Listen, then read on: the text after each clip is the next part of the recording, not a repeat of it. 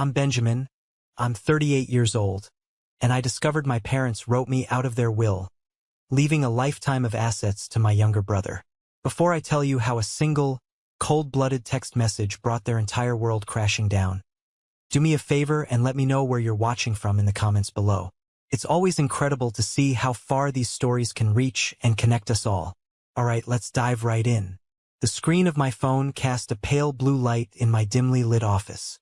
It was a Tuesday afternoon, that soul-crushing part of the week where the weekend is a distant memory and Friday feels like a mirage. I was on a conference call, the voice of my boss a monotonous drone in my earbud, as I stared out at the city skyline. That's when it popped up. A message from my mom. It read, "The mortgage is due. Can you send what you usually do?" 16 simple words.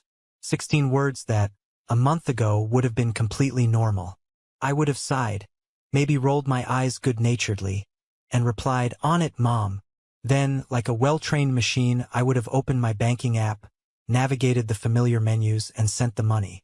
It was a rhythm we'd fallen into over a decade, a silent agreement where I played the role of the responsible son, the family's financial backstop. But today was different. Today, those 16 words landed like a lit match on a trail of gasoline. My thumb hovered over the keyboard, trembling slightly. My heart, which had been beating steadily moments before, was now a frantic drum against my ribs. In that split second, a montage of memories flashed through my mind. The sight of that legal document, my father's dismissive tone, my mother's pleading, manipulative eyes, the years of quiet sacrifice I had made, all dismissed as if they were nothing. The drone of my boss faded into white noise. The city outside might as well have been on another planet. My world had shrunk to the size of this glowing screen and the war I was about to declare. My fingers, now steady and cold, began to type. "Ask Lucas. It's his house now." I stared at the sentence. It looked alien powerful. I pressed send. The little blue bubble shot across the screen, an act of rebellion disguised as a text message. A profound, deafening silence followed, both in my message thread and in the deepest parts of my soul. For the first time in my 38 years, I had said no. I had chosen myself. And in that moment, I knew with absolute certainty that nothing would ever be the same again. How did a lifetime of loyalty curdle into this one bitter sentence? To understand that, we have to rewind. Just 1 month. To a sunny Saturday that started with an act of kindness and ended in the most profound betrayal of my life. 1 month earlier, the day began with a promise of mundane family duty. I'd driven the 40 minutes to my parents' house, the same house I grew up in, with my laptop and a brand new portable scanner. My mom, Eleanor, had called a few days prior, her voice a familiar blend of helplessness and expectation. "Benjamin, honey, your father and I are drowning in paperwork. We need to get everything digitized like you said. But these machines are just so confusing." So there I was on a beautiful Saturday afternoon, sacrificing my weekend to be their unpaid IT guy. The air in the house was thick with nostalgia. The scent of lemon polish, my dad's old leather chair, and the faint aroma of the roses my mom kept in a vase on the dining table. It was the smell of home, a scent I had always associated with safety and love. How ironic. "You're a lifesaver, Ben," my dad, Henry, greeted me, clapping me on the shoulder with a little too much force. "We'd be lost without you." "It's no problem, Dad," I said, forcing a smile. "Better to get this sorted out." He led me to the dining table, where 3 large cardboard boxes overflowed with a lifetime of documents. Bank statements from the 90s, old tax returns, car titles, my childhood report cards, a chaotic paper trail of their lives. My brother Lucas was, as expected, absent. "He's at a buddy's place," my dad explained vaguely, "working on some music stuff." The eternal excuse. I set up my equipment and got to work. For hours, it was a peaceful, almost meditative process. Scan, click, save. I organized everything into neat digital folders, bringing order to their chaos. I was in the final box, the one from the back of my dad's closet that smelled of mothballs, when I found it. Tucked beneath a stack of old utility bills was a thick, professionally bound folder. It felt different from everything else. Heavy. Important. The label on the front, printed in a crisp, black, no-nonsense font, read, Estate Plan, Final Copy. A small knot of curiosity tightened in my stomach. I knew they were getting older, and creating an estate plan was the responsible thing to do. I was proud of them for taking that step. I assumed, with the simple confidence of a son who had always done right by his parents, that it would be a straightforward 50-50 split between Lucas and me. It was the only thing that made sense. The only thing that was fair. I opened the cover. The legal language was dense, but the key sections were easy enough to find. I skimmed past the introductory clauses, looking for the distribution of assets. And then I saw it. Article 4, Disposition of Residuary Estate. My eyes scanned the paragraph. I give, devise, and bequeath all the rest, residue, and remainder of my estate to my son Lucas M. Rivers. I blinked. I read it again, and a third time. My brain refused to process the words. It had to be a mistake. A typo. I frantically flipped through the pages, my hands starting to feel clumsy. The house, the very house I was sitting in, the one I had poured tens of thousands of dollars into saving, was listed explicitly. To Lucas, the investment portfolio which I had helped my dad set up after his business failed. To Lucas, the life insurance policies whose premiums I had occasionally covered when they were short on cash. To Lucas, my heart was a cold, heavy stone in my chest. I kept searching, desperate for a clause, a paragraph, an addendum that mentioned my name. I finally found it on the second to last page, under a section titled General Provisions. We love both of our children, Benjamin H. Rivers and Lucas M. Rivers equally, and we trust them to care for one another after we are gone. That was it. That was my entire inheritance. A single, hollow sentence. I wasn't a son to be provided for. I was an unpaid caretaker, contractually obligated by a vague sense of trust. The air in the room felt thin, suffocating. The scent of lemons and roses now seemed nauseating. I closed the folder, the soft thud of the cover echoing the sound of a door slamming shut inside me. I stood up, my legs feeling weak, and walked into the living room. My dad was on his recliner watching a golf tournament. The gentle applause from the TV audience sounded like a mockery. I didn't raise my voice. I didn't yell. I simply held the folder out to him. His eyes flickered from the TV to the folder, then to my face. He didn't look surprised. He looked resigned. He knew this day would come. Is this how it is, Dad? My voice came out as a strangled whisper. Everything? Everything goes to Lucas. He sighed, the sound of a man deeply inconvenienced. He muted the television. We figured you'd understand, Ben, he said, his tone infuriatingly reasonable. You're doing well for yourself. You're a project manager, you have a good salary. You've always done well. He said it like an accusation, like my competence was a crime, and this was the punishment. He wasn't looking at me, but at a spot on the wall just over my shoulder. He couldn't even meet my eyes, and in that moment I understood. This wasn't a mistake. It was a choice, a deliberate, calculated decision to write me off. You've always done well. The words chased me out of the house. I stumbled onto the back porch and collapsed onto the wooden swing, the one I'd replaced 2 summers ago. The old one had rotted, and I'd spent a whole Saturday assembling the new one, sweating under the sun, while Lucas was at a jam session, another item on the long, invisible ledger of things I had done. The gentle creak of the chains was the only sound as I swung back and forth, my mind a raging storm. You've always done well. The phrase echoed, each repetition peeling back another layer of my self-delusion. I had always worn my reliability like a badge of honor. Now I saw it for what it was, a harness. My mind started to catalog the sacrifices, not as acts of love, but as exhibits in a case against them. Exhibit A, the Boston promotion. 5 years ago, I was 33, a senior associate at my firm. An opportunity came up to lead a new team in Boston. It was a huge step up, a vice president title, a salary that would have changed my life, a chance to prove myself on a bigger stage. I remember the phone call with my director, the excitement in his voice. I also remember the phone call with my mom that night. "Oh, Boston," she'd said, her voice instantly laced with anxiety.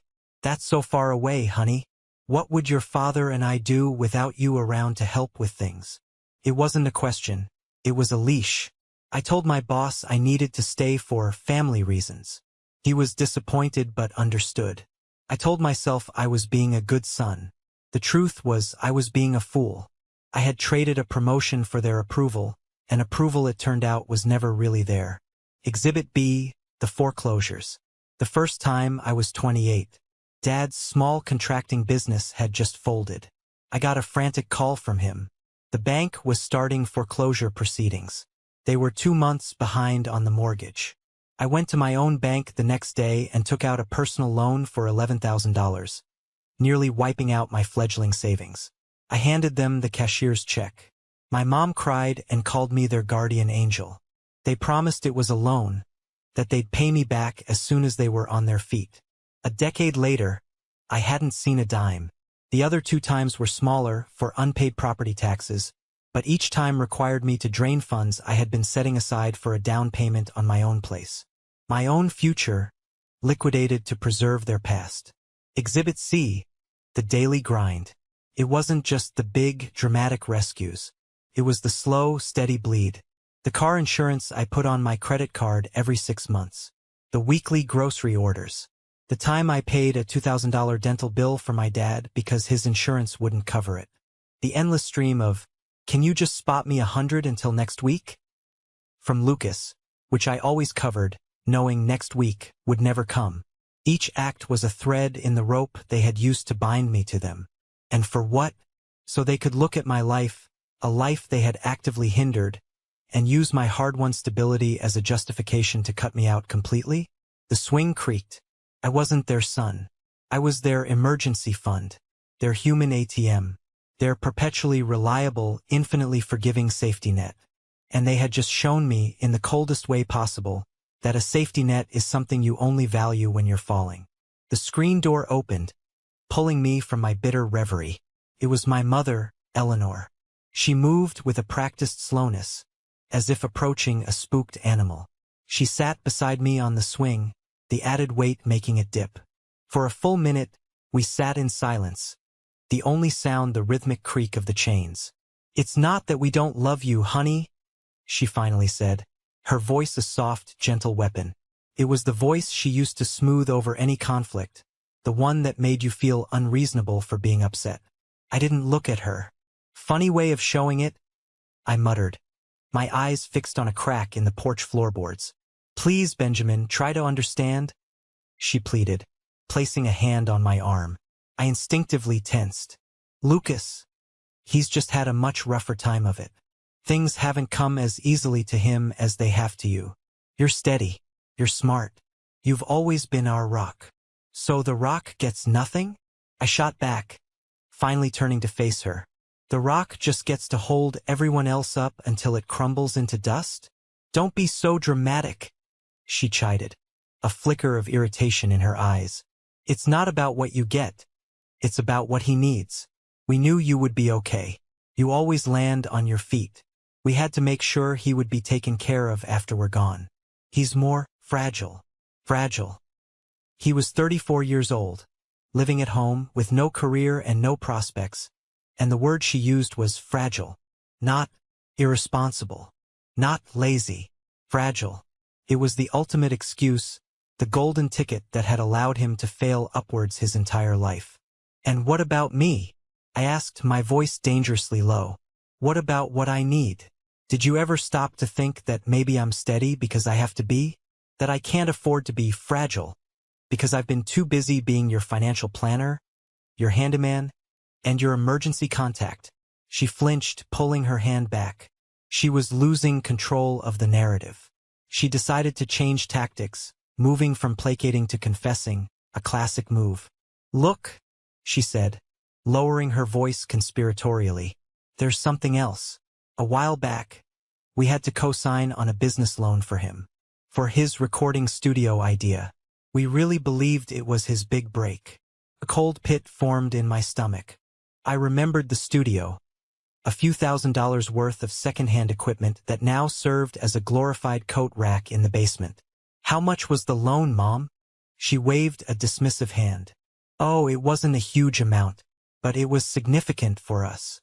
We have to make sure that's covered. The will helps with that.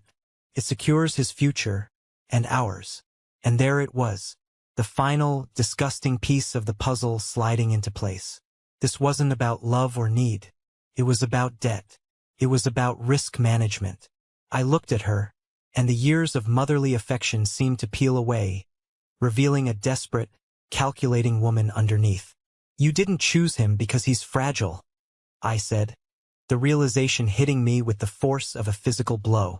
You chose him because you bet on him and lost. You gave him his inheritance years ago, and now you're making me pay for it. This will isn't a gift. It's an insurance policy on your bad investment. The look on her face was all the confirmation I needed. A flash of pure, unadulterated guilt. She opened her mouth to argue, to deny it, but no words came out. I stood up from the swing. The motion felt final. I have to go, I said, my voice flat and empty. I walked away without looking back, leaving her alone on the swinging porch, her carefully constructed world of justifications shattered around her. The drive home was silent, but my mind was screaming. The safety net was coming down. The 40-minute drive back to my apartment felt like a journey across a desert. When I walked through my own front door, the sense of betrayal was so thick I could taste it. My home, usually my sanctuary, felt like a temporary shelter before a coming war. I dropped my keys on the counter with a clatter that echoed in the silence. I didn't take off my jacket. I didn't get a drink. I walked straight to my home office and sat down in front of my computer, my movements stiff and robotic. I was operating on a cold, clear fury. All the hurt, the confusion, the sadness. It had been burned away, leaving behind a hard, diamond-like resolve. There was no room for doubt. They had made their choice, and now I would make mine. The first target was the most symbolic, the automatic bank transfer. For 7 years, on the first of every month, $1,200 had departed from my checking account and arrived in theirs. It was a digital umbilical cord, one I had never thought to sever. I logged into my online banking portal, my fingers flying across the keyboard. I found the recurring payment, a familiar line item I'd seen 100 times. I clicked Edit, and then Cancel Series. A small, innocent pop-up appeared on the screen. Are you sure you want to cancel this scheduled transfer? Are you sure? The question seemed to mock me. Was I sure I wanted to stop propping up the people who saw me as nothing more than a walking wallet? Was I sure I wanted to reclaim the thousands of dollars a year I was pouring into a house that had been promised to someone else? I let out a short, sharp laugh that sounded more like a bark. I clicked Confirm, with such force that my mouse slid across the desk. Done. The cord was cut. Next, I pulled out my phone. I went to my calendar, to the recurring reminders that cluttered my weeks. Order Dad's medication, every third Tuesday. I held my finger on the event. Delete this and all future events. Deleted. Call plumber about parents' leaky faucet, this Thursday. Deleted. Check in on Mom, every Sunday. My thumb hovered over that one for a heartbeat. A flicker of guilt. I crushed it. Deleted. Finally, the Instacart account. I had created it for them during the pandemic, and it had become a weekly habit. I would fill the virtual cart with their preferred brands of coffee, the low-sodium soups my dad needed, the ice cream my mom loved. I went into the app, navigated to my profile, and found the payment methods section. My credit card was listed as the primary. I swiped left.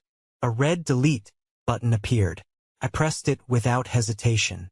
With each click, with each deletion, I felt a strange lightness spreading through my chest.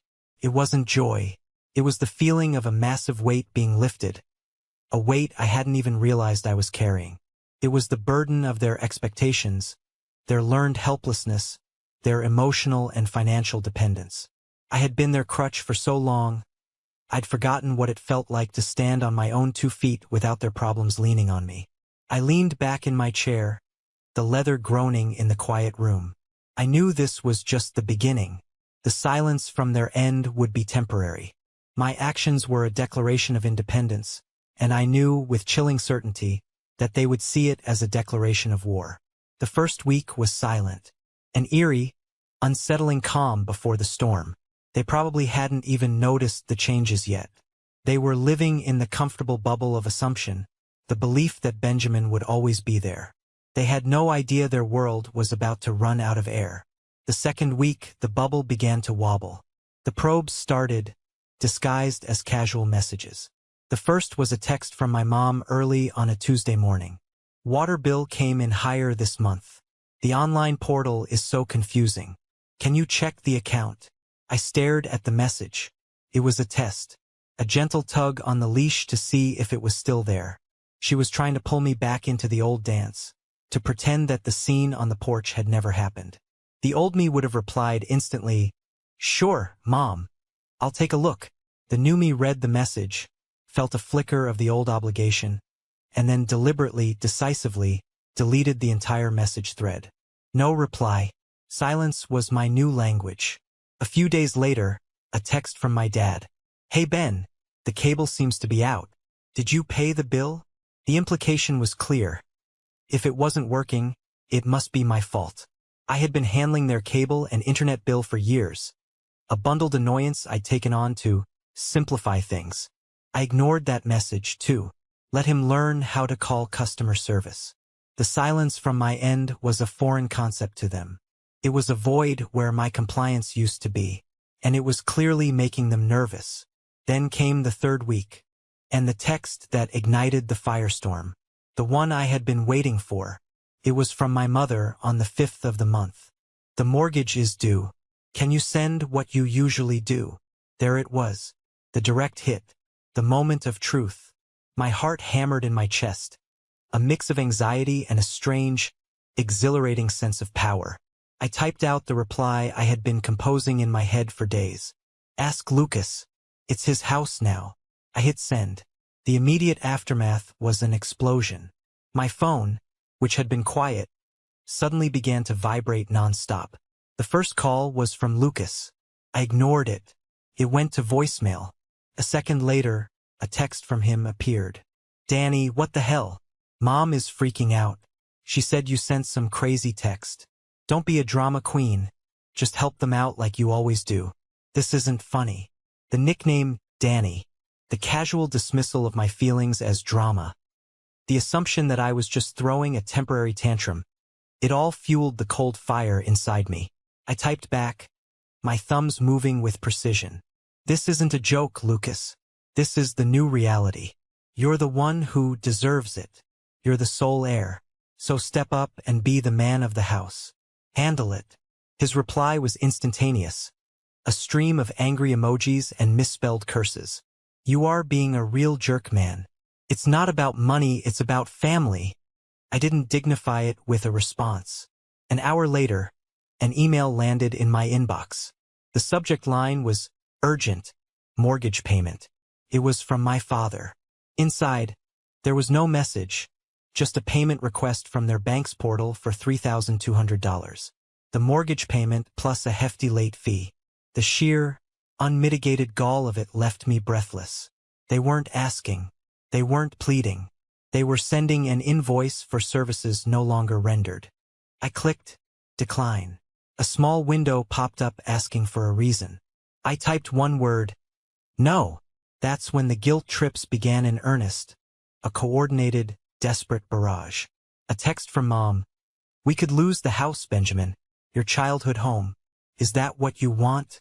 To see us on the street?" From Dad. "I can't believe our own son would be so cruel. You'd really let your parents go homeless over a piece of paper." From Lucas. "You're tearing this family apart. All because you're jealous. I can't believe you." They were throwing everything at the wall, hoping something would stick. But the wall wasn't there anymore. I had replaced it with a window, and I was just watching them expose themselves for who they really were. I put my phone on silent. The screen continued to flash. a frantic beacon of their panic. The tremors were over. The earthquake had begun. When direct attacks and emotional blackmail failed to yield results, they escalated to a new, uglier theater of war. Social media. It was a strategic, calculated move to isolate me and rally public opinion to their side. They knew I valued my reputation, and they intended to burn it to the ground. It started with my mother, the master of passive aggression. She posted a photo of a sunset on her Facebook page, accompanied by a caption dripping with manufactured sorrow. You give your children everything you have, your time, your love, your future. But sometimes, even all of that isn't enough to teach them gratitude. A mother's heart can be broken in ways you never imagined. The comments section immediately filled with sympathy from her circle of friends and distant relatives. "Oh, Eleanor, sending you hugs," wrote one. "You're the best mother anyone could ask for," wrote another. "Some kids today are just so selfish."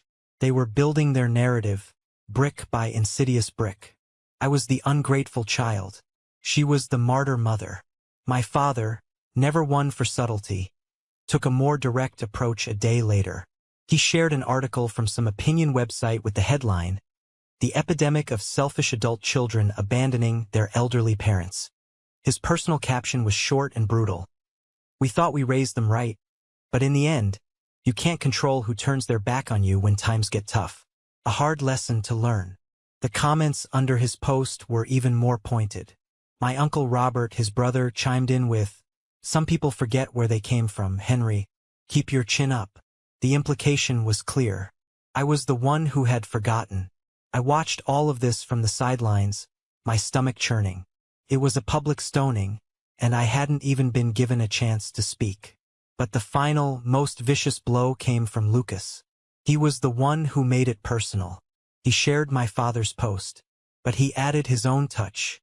He posted a photograph from our family Christmas get-together from the previous year. It was a group shot on the front porch, everyone smiling, wearing festive sweaters. Or almost everyone. He had taken the time to crudely crop me out of the picture. There was just an awkward empty space next to my mother where I had been standing. It was a literal erasure. His caption was a masterpiece of sanctimonious hypocrisy. "Some people only care about family when they're getting something out of it, like an inheritance," he wrote. "But real family shows up when things are hard. I would do anything to protect my mom and dad from the greed and selfishness in this world." That single post was a Molotov cocktail thrown into the family chat groups and community pages. My cousin, Sarah, who had always been jealous of my career, was the first to comment, "You are such a good son, Lucas. Your parents are so lucky to have you. Some people should be absolutely ashamed of themselves." The narrative was set. Lucas was the loyal, selfless son, protecting his vulnerable parents.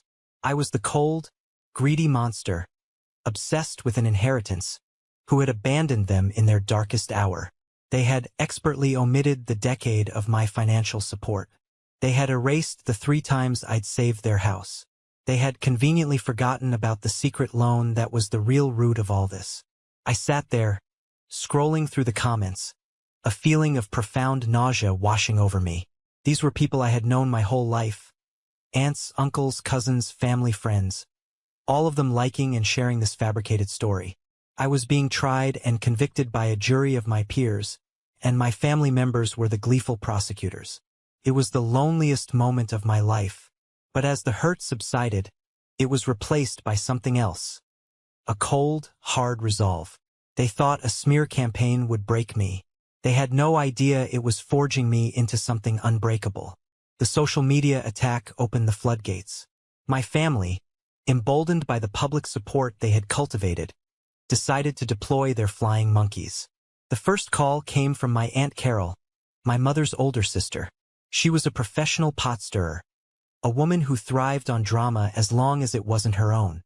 "Benjamin, honey, it's your Aunt Carol," she began, her voice a syrupy concoction of fake concern. "I just wanted to call and check on you. I saw your mother's post, and my heart is just breaking for all of you." "Is it?" I asked, my voice flat. "Of course. Now, listen, I'm not taking sides," she said, the classic opening line of someone who has absolutely taken a side. You know I love you and Lucas equally. But your mother, Benjamin, she's a wreck. She's not sleeping, she's barely eating. And your father, with his heart condition. This stress is dangerous for him. This whole thing with the will has gotten so out of hand. Did my mother tell you why the will is written that way, Aunt Carol? I pressed, refusing to let her control the conversation.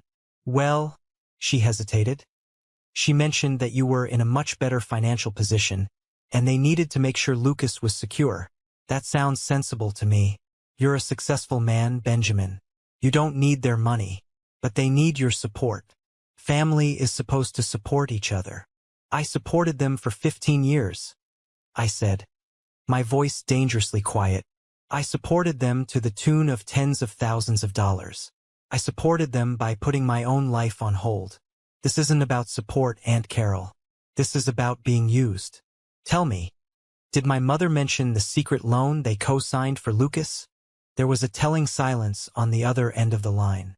I'm not going to get into the nitty-gritty details, she stammered, caught off guard. All I know is that a family is worth more than any amount of money. I hope you'll remember that before it's too late. She hung up, her mission to manipulate me having failed. That night I met my friend Michael for a beer. He was my rock, the one person who knew the whole unvarnished truth. I showed him the Facebook posts, the cropped picture. He slammed his pint glass down on the table, making a few people at the bar turn their heads. Unbelievable, he seethed. The sheer, unmitigated gall of these people. They literally erase you from a photo while their golden boy, the source of all their problems, preaches about showing up. Ben, this is textbook narcissistic behavior. They're creating a narrative where they are the victims and you're the abuser, because they can't handle the reality of their own failures. I know, I said, staring into my beer. But it still gets to you. Seeing people I've known my whole life believe their lies. Forget them, Michael said, his eyes intense. They're not your family anymore. Your family are the people who have your back. And right now, that's me. So what's the next step? Are you just going to keep ignoring them? What else can I do? I asked, feeling a wave of exhaustion. Arguing with them is like wrestling with a pig in mud. You both get dirty, and the pig enjoys it. You hold your ground, he said firmly. You've made your decision. Now you stick to it. Don't let them drag you down to their level. His words bolstered my resolve. He was right. Engaging was a losing game. The only winning move was not to play. The next day, as if on cue, another call came. This time it was from David, an old family friend who had been close with my dad for 30 years. David was a blunt instrument, a man who saw the world in black and white. Ben, it's David, he began, forgoing any pleasantries. I just got off the phone with your father. I've never heard him sound so defeated. What in the hell are you doing to your parents? What I'm doing? I shot back, my patience gone. David, with all due respect, you have no idea what you're talking about. Oh, I think I do, he said, his voice rising. I'm talking about loyalty. I'm talking about duty. Your parents have had it tough. They took a massive risk for Lucas a few years ago, and it didn't pan out. That's life. But you don't punish them for trying to help their son. A massive risk? I repeated, a cold feeling creeping up my spine. What are you referring to? Exactly? You know what I'm talking about, he said, exasperated. That business loan they co-signed for him. Putting up $35,000 for a kid's dream. That takes guts. And now, when the consequences of that risk come knocking, you turn your back on them? It's not a good look, Ben. The world tilted. My hand holding the phone went cold and clammy. I had to lean against the wall to keep my balance. $35,000? I whispered, the words barely audible. David, oblivious to the bomb he had just detonated, barreled on. Yeah, 35 grand. Henry was a nervous wreck for months over it. Worried Lucas wouldn't be able to make the payments. Turns out he was right. Why are you acting so surprised? Couldn't breathe. My mother had made it sound like a trivial amount. She had lied, a casual, devastating lie by omission. $35,000. It was a number that reframed everything. The will wasn't just unfair. It was a desperate, fraudulent scheme. They hadn't just chosen Lucas over me. They had used my future to pay for his past. They had given him a $35,000 advance on my inheritance, and then written a will that essentially forced me to pay for it twice over if I wanted to keep the family afloat. The fog of hurt and confusion in my mind evaporated, replaced by a terrifying, crystalline clarity. The smear campaign, the manipulative phone calls, it was all a frantic attempt to bully me back into my role as their financial savior, so I could fix the catastrophic mistake they had made. Ben, you still there? David's voice sounded distant. Yeah, David, I said, my own voice sounding strange and hollow to my ears. I'm here, and you just gave me the one thing I was missing. The truth. I hung up the phone. The eye of the storm had passed. I was no longer just defending myself. I was preparing for a counterattack. The next day, they brought the war to my doorstep. I was in a quarterly review meeting with my team and 2 senior directors. We were deep into a presentation on projected revenues when my desk phone, which almost never rings, began to chime. I ignored it. It rang again. Annoyed, I glanced at the caller ID. It was the front desk. Excuse me for one moment, I said to the room, and picked up the receiver.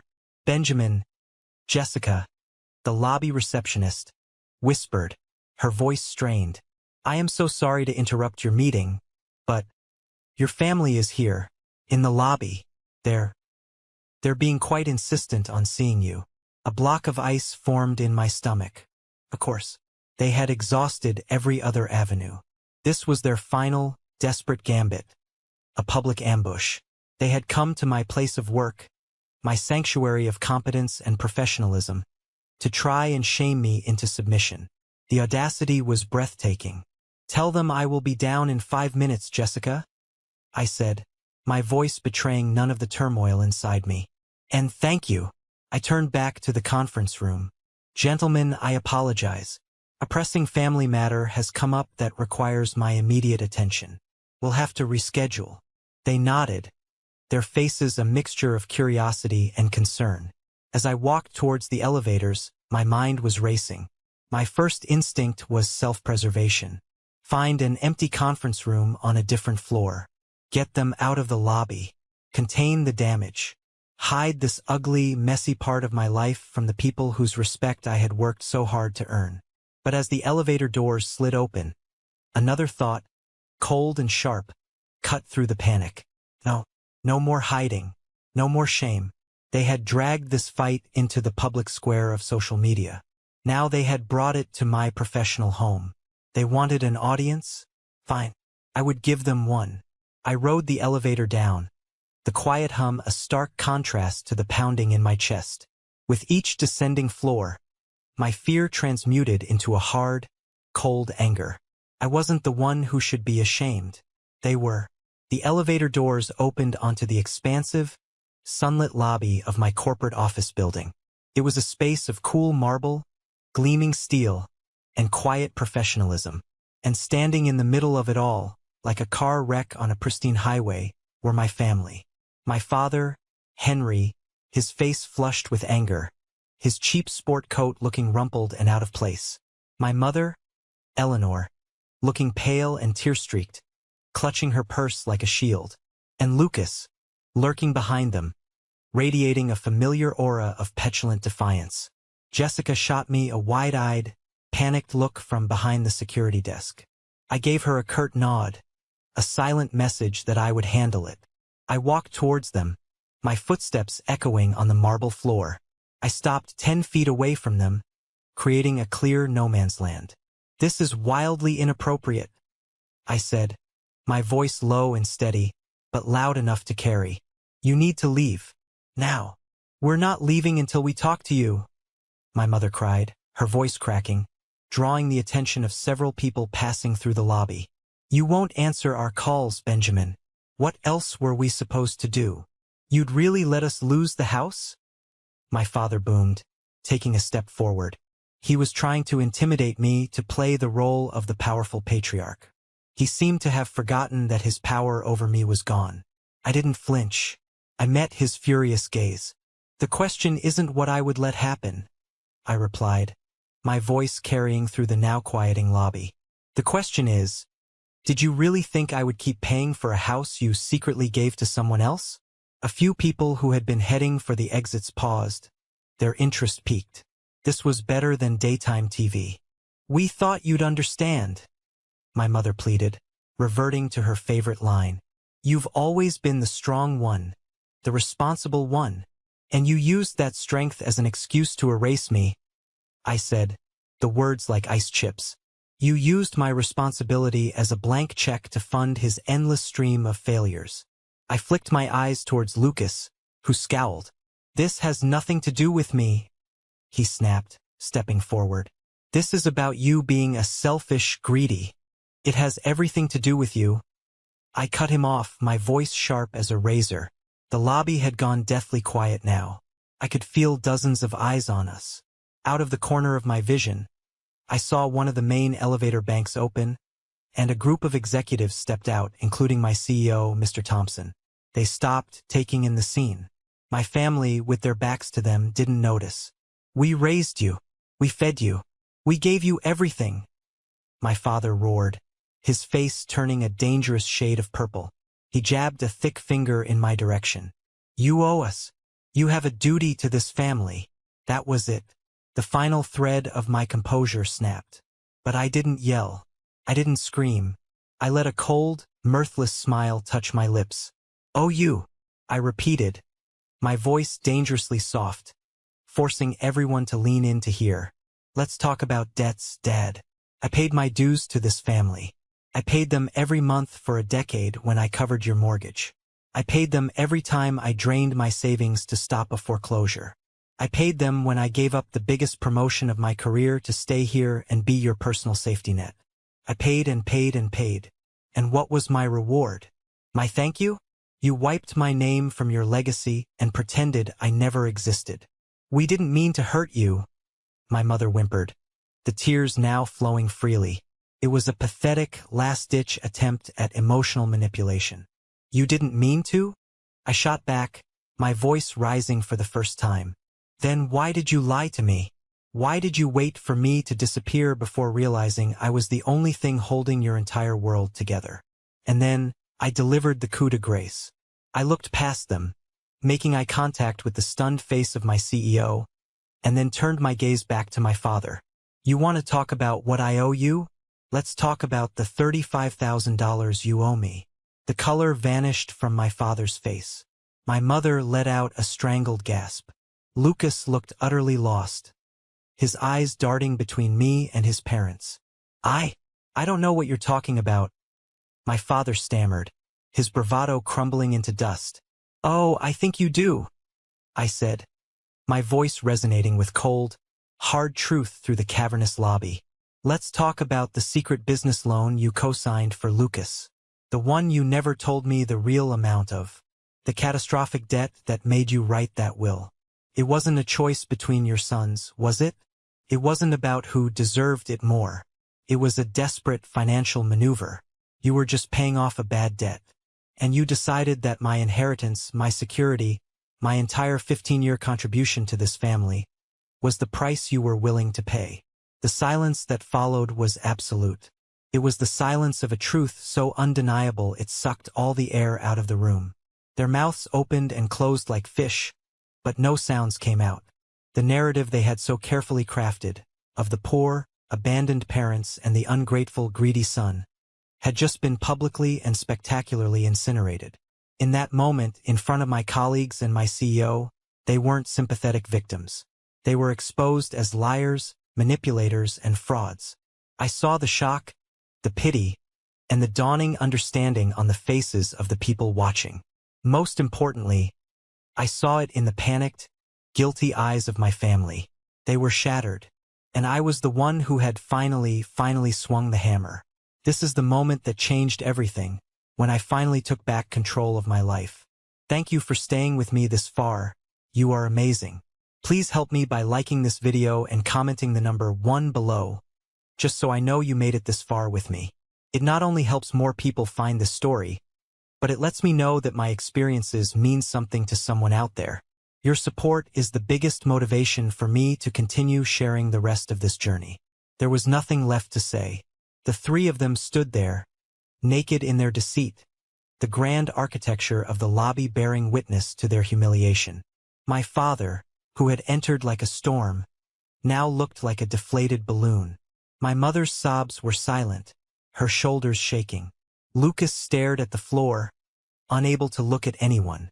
The power dynamic had been irrevocably, seismically shifted. Without another word, they turned. A slow, shuffling retreat. They didn't look at me. They didn't look at each other. They walked through the large glass doors and out into the indifferent city sunlight, their departure as pathetic as their arrival had been aggressive. They left a vacuum of stunned silence in their wake. Slowly, the lobby began to breathe again. The low murmur of conversation returned. People started moving, pointedly not looking at me, trying to give me space. I stood rooted to the spot, the adrenaline beginning to recede, leaving a profound, bone-deep exhaustion in its place. I felt hollowed out, like I just survived a Category 5 hurricane. "Benjamin." The voice was quiet but firm. I turned. It was my CEO, Mr. Thompson. He had walked over, his face unreadable. I braced myself for a reprimand, a lecture about professionalism, or worse, the awkward, "I'm sorry for your troubles" platitude. He put a hand on my shoulder. It wasn't a condescending pat. It was a steady, grounding gesture. "I'm not going to pretend I understood all of that," he said, his voice low. "But what I do understand is character. And what I just saw took an incredible amount of it. Go home, son. Take the rest of the day. Take tomorrow too if you need it. Your job will be here when you get back." I was speechless. In a moment of intense personal chaos, where my own family had tried to destroy my reputation, my boss had shown me more respect and understanding than they had in a decade. "Thank you, sir." I managed to choke out. That means a lot." He just nodded, gave my shoulder a firm squeeze, and walked away. The drive home was surreal. I felt strangely disconnected from my own body, like I was watching a movie of my life. The frantic calls and texts started on my way home, a desperate, last-gasp effort. I didn't block their numbers. I simply enabled the "Do Not Disturb" feature. Their panic could rage on its own, unheard. The messages continued for a day or two, a flurry of accusations, pleas, and angry demands. Then they dwindled and finally stopped. They knew it was over. A few weeks later, a morbid curiosity I couldn't explain led me to drive through my old neighborhood. It was a quiet Sunday afternoon. The streets were sleepy, familiar. I turned onto their block and slowed the car to a crawl. And then I saw it. Hammered into the middle of the lawn I had so often mowed was a stark, red and white sign. It had 2 words on it. "For sale." It was a strange sight, so final. The swing I had assembled on the porch was motionless. The rose bushes my mother had been so proud of looked untended. It wasn't a home anymore. It was a property, a distressed asset, a monument to a series of bad decisions. My phone buzzed in the cup holder. A missed call from Dad. A moment later, another from Mom. I watched the screen, my face impassive. I didn't feel the old, familiar pang of guilt. I didn't feel a surge of vengeful triumph. I just felt nothing. A quiet, profound emptiness where a family used to be. I had spent so much of my life thinking that house was my legacy, my responsibility. Seeing that sign, I realized the truth. It was never mine. It was a stage for their drama, and I was just a long-running cast member who had finally quit the show. I was never their backup plan. I was their primary plan, executed so flawlessly for so long that they forgot I had a say in the matter. They didn't just take my stability for granted. They believed it was their property, to do with as they pleased. The "for sale" sign wasn't my doing. It was the bill for their choices finally coming due. I put the car in drive and pulled away from the curb, not bothering to look in the rearview mirror. There was nothing back there left to see. The 6 months that followed were a quiet revolution. Without the constant drain of my family's drama and financial needs, my life began to expand in ways I hadn't thought possible. It was like I had been driving with the emergency brake on for 15 years and had only just released it. True to his word, Mr. Thompson called me into his office a week after the lobby incident. He didn't mention my family. Instead, he pointed to a map on his wall. "Boston," he said.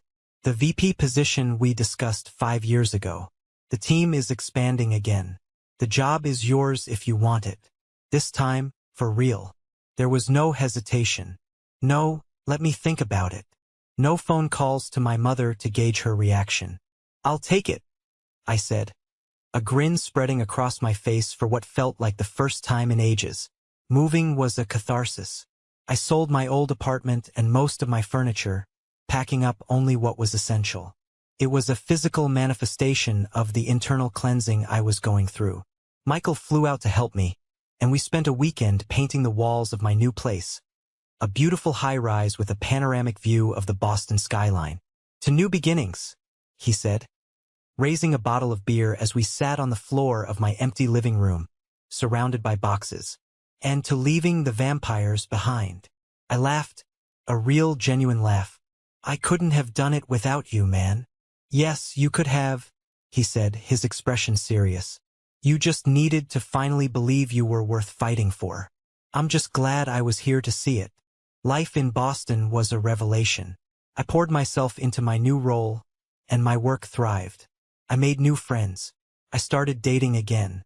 I explored the city, discovering its history and its hidden corners. I was living my life entirely for myself, and the feeling was intoxicating. I heard whispers about my old family through the sparse communications I maintained with a couple of cousins. The house was sold at a loss. My parents had moved into a small, run-down rental apartment in a town an hour away. The biggest shock was the news about Lucas. He had gotten a job. A real 40-hour-a-week job at a distribution warehouse. It seemed that with the Bank of Benjamin officially and permanently closed, he had been forced, for the first time in his 34 years, to stand on his own 2 feet. I felt a flicker of something. Not pride, not pity, just a detached acknowledgement that reality had finally caught up with him. One crisp autumn evening, as I was watching the sunset paint the sky in hues of orange and purple from my apartment window, my phone rang. It was an unknown number, but something told me to answer it. "Benjamin." The voice was hesitant, familiar. Took me a moment to place it. "Aunt Susan?" I asked, surprised. She was my mother's youngest sister, always the quietest of the bunch, the one who stayed out of the family squabbles. "Yes, it's me," she said, sounding relieved. "I'm sorry to call out of the blue. I got your new number from Michael. I hope that's okay." "It's fine, Aunt Susan. It's good to hear your voice. Is everything all right?" Yes, I'm fine," she said quickly. I'm calling to apologize. I should have called months ago when all that ugliness was happening on Facebook. I stayed silent, and I'm ashamed of that. What Eleanor and Henry did to you was unforgivable. I want you to know that." Her words were like a soothing balm on a scar I didn't even know was still tender. "Thank you," I said, my voice thick with emotion. "That means more than you know. There's something else," she continued, her voice dropping lower. "Something you deserve to know. It might not change anything, but it might help you understand that this wasn't about you." "Not really." I sat down on my sofa, my full attention on the call. "What is it?" "Years ago, before you and Lucas were even born, our mother, your grandmother, passed away. She didn't have much, but she left a small inheritance in her will for her 3 daughters. Me, Carol, and Eleanor. It was about $10,000 each. A lot of money back then. Around that time, Henry's first business was failing. They were desperate. Eleanor came to me and our older sister, Margaret, and begged us to lend her our shares. She swore on our mother's grave she would pay it back within a year. Aunt Susan took a shaky breath. I was young and foolish, so I gave it to her. Margaret refused. A few years later, Margaret went through a nasty divorce and was left with nothing. She asked Eleanor for help. Not even for the money back, just for a small loan to get back on her feet. And do you know what Eleanor and Henry told her? They told her she was being irresponsible. They told her she should have planned better. They cut her off completely. They have a pattern, Benjamin. A sick, twisted pattern of using one person's resources to fund their ambitions, and then abandoning that person when they're no longer useful. It wasn't about love or need or who was stronger. It's a sickness in them. You weren't the first person they sacrificed. But I am so damn proud of you for being the last. The phone call ended, but I sat there in the dark for a long time, the city lights beginning to twinkle below. The story didn't erase the pain of my own betrayal, but it did something more profound. It lifted the burden of personal responsibility. It wasn't my fault. I hadn't failed them. I hadn't been unlovable. I was just the latest player in a game that had been rigged long before I was born. And by walking off the field, I had finally won. So now, I sit here, in my apartment, in my new life, looking out at a city that feels like mine. The air is clean. My phone is quiet. My future is a blank page that I get to write myself, with no one else holding the pen. I don't hate them. I think to feel hatred, you need to feel something. And when I think of them now, I feel a profound and unshakable nothingness. They are characters in a story about a man I used to be. Their power over me was built on a foundation of love, guilt, and obligation. Once I realized the love was conditional, the guilt was manufactured, and the obligation was a one-way street, the entire structure collapsed. For most of my life, I believed that family was an unbreakable bond, a non-negotiable part of your existence. I've learned that's a dangerous lie. True family isn't determined by blood. It's forged in respect. It's built on the solid ground of reciprocity. It's proven in the quiet moments of unwavering support. My family is Michael, who flew across the country to help me paint a room. It's Mr. Thompson, who saw my character in a moment of crisis and rewarded it. It's my Aunt Susan, who found the courage to speak a difficult truth and offer a long overdue apology. That is family. The rest is just genetics. I lost a mother, a father, and a brother. That's a hard sentence to say. But in exchange, I found my own worth. I found my boundaries. I found my freedom. I learned that no is not a curse word, but a sacred one. It's the word that separates who you are from who other people want you to be. It's the foundation of self-respect. They never saw me as their safety net. They just saw me as part of the ground, something that would always be there to catch them. They forgot that the ground can choose to move. I moved, and I am never, ever going back. Thank you for listening to my story. It wasn't easy to tell, but it felt necessary. I hope it resonated with you in some way, and maybe even gave you a little bit of strength if you're facing your own battles. Have you ever been in a situation where you had to make a difficult choice to protect your own peace and well-being? I'd be honored if you'd share your story or your thoughts in the comments below. And please, don't forget to like and subscribe so you don't miss what I share next. Your support truly means the world to me. Thank you so much for watching. Hope you enjoyed the video. Make sure to like and subscribe for new content.